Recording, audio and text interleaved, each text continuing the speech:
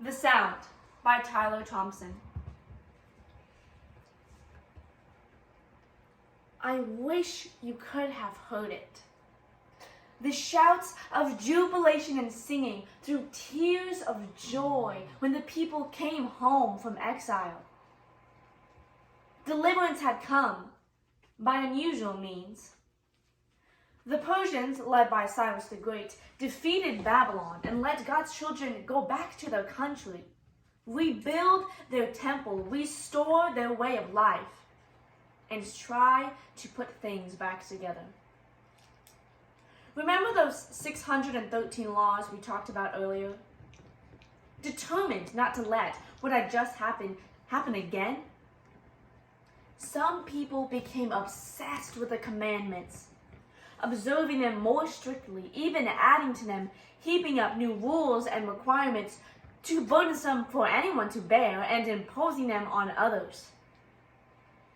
Some became ostentatious in our appointed feasts and showy displays of vain offerings and over-the-top convocations. Even God himself grew weary of the whole charade, wishing only for the fidelity of our hearts, not our expensive performances of worship. We were missing the point. Again. Others became complacent and fell back into our old ways. Amid all of it, barefoot and wild-haired, the prophet stood in the highways and byways, raising the alarm, channeling God's wrath, his heartache, his desperate prodigal love, longing for us to return to him with right hearts and pure spirits.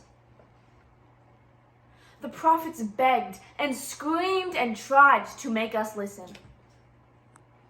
But by the time Alexander the Great conquered Persia and then captured Jerusalem, their vocal cords had gone hoarse in futility, and they faded into 400 years of silence.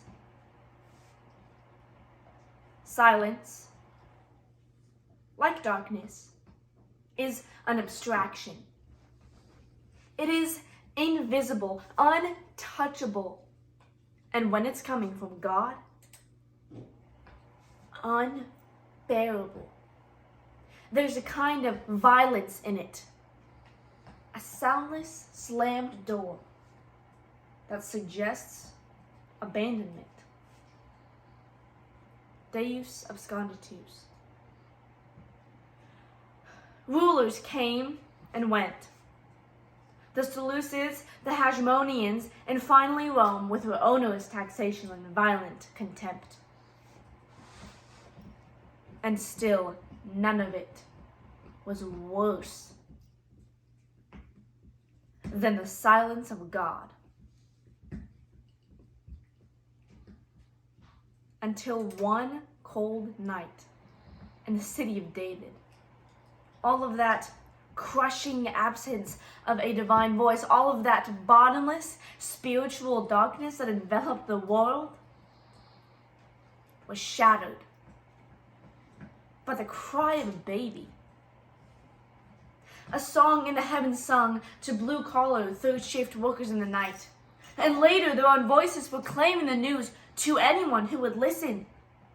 Hope was finally here.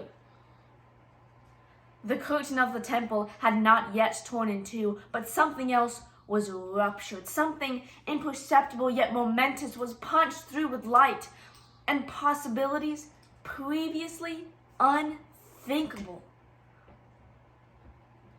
I wish you could have heard it.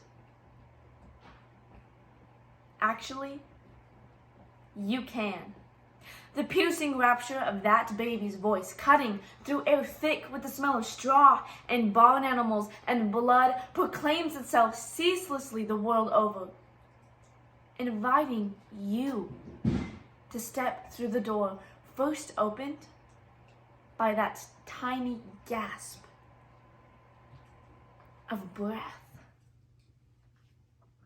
It is everywhere and all around you, forever extending and amplifying the song of the angels whose simple message was don't be afraid. We have good news. It's about great joy, and it's for all people. For you and everyone you know and don't know.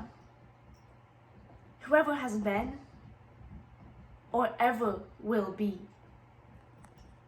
It's about a Savior. In the form of the most vulnerable thing on earth. A newborn infant.